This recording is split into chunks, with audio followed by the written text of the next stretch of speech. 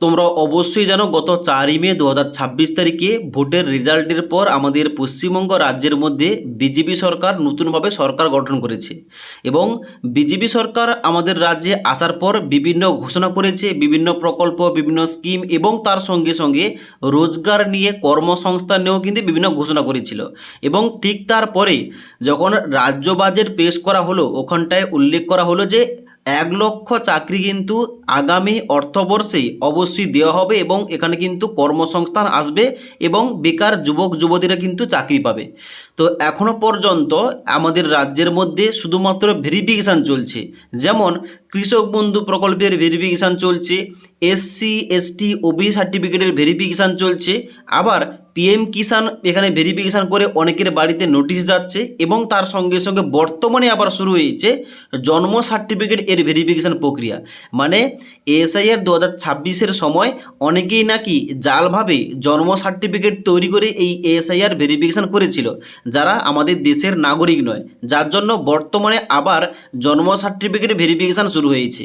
তো আমার একটাই রিকোয়েস্ট রাজ্যের মুখ্যমন্ত্রীর কাছে যে শুধুমাত্র ভেরিফিকেশান তো করলে হবে না, আপনি যে কথাটা দিয়েছিলেন যে 1 লক্ষ চাকরি আপনি দেবেন এবং আগামী অর্থবর্ষের মধ্যে এইটা কমপ্লিট করবেন, তাহলে যে সমস্ত বেকার যুবক যুবতীরা রয়েছে তাদের যে বয়সটা পেরিয়ে যাচ্ছে তাদের কিন্তু অবশ্যই কথাটা ভাবতে হবে এবং যার জন্য নতুন নিয়োগ বের করতে হবে।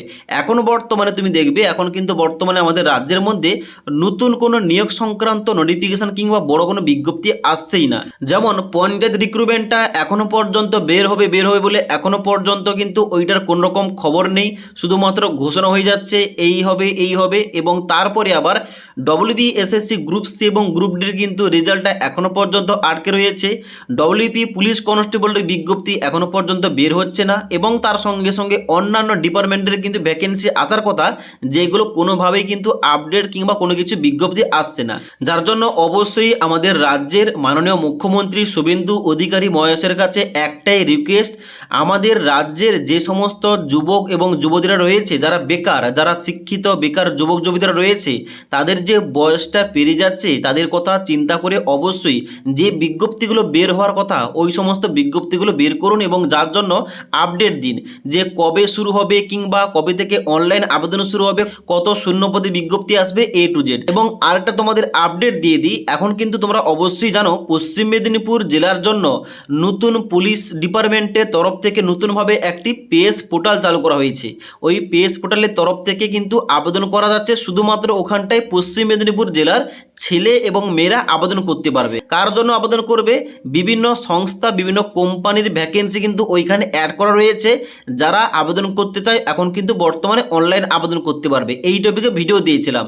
তো যদি সরকারি চাকরি আসতে দেরি হচ্ছে তো এইরকমভাবে একটা উদ্যোগ আমাদের জেলায় জেলায় নেওয়া হোক, এইটাই কিন্তু আমি চাইছি। শুধুমাত্র সরকারি চাকরি তো আর সবাই করবে না, কেউ হয়তো কাজ চাইছে, মানে তা হতে পারে কোনো সংস্থা কিংবা কোনো কোম্পানির কাজ, এবং এইরকমভাবে একটা ফলো করে নিয়ম মেনে কিন্তু এইরকমভাবে হলে কিন্তু সবাই এখানে কিন্তু আবেদন করবে প্রত্যেকটি জেলা থেকে। যার জন্য এখানে যে পশ্চিম মেদিনীপুর জেলাতে এই পেস পোর্টালটা চালু করা হয়েছে, তো শুধুমাত্র তো আর বেকার যুবক যুবতীরা শুধুমাত্র তো পশ্চিম মেদিনীপুরে নেই, সমস্ত জেলার মধ্যেই রয়েছে। তার জন্য অবশ্যই আমাদের মুখ্যমন্ত্রীর কাছে এটাও রিকোয়েস্ট যে এইরকম উদ্যোগ যেন আমাদের প্রতিটা জেলার মধ্যে নেওয়া হয় এবং প্রতিটা জেলায় জেলায় এইরকমভাবে নতুনভাবে পোর্টাল চালু করা হয়।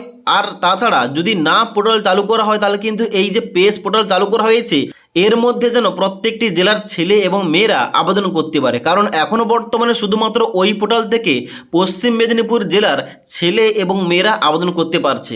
যার জন্য এইটাই রিকোয়েস্ট, হয় প্রতিটা জেলায় আলাদা আলাদা পোর্টাল চালু করা হোক, আর না হলে ওই পোর্টাল থেকে প্রত্যেকটি জেলার ছেলে এবং মেয়েরা যেন আবেদনটা করতে পারে। এবং তার সঙ্গে সঙ্গে যে সমস্ত সরকারি বিজ্ঞপ্তিগুলো আসার কথা এবং যে সমস্ত রেজাল্ট পাবলিশ হওয়ার কথা ওইগুলো যেন খুব দ্রুত পাবলিশ হয়, এই বলে কিন্তু আমি ভিডিওটি শেষ করছি। এবার তোমাদের এই সম্বন্ধে কি মতামত অবশ্যই নিচে কমেন্ট করতে পারো।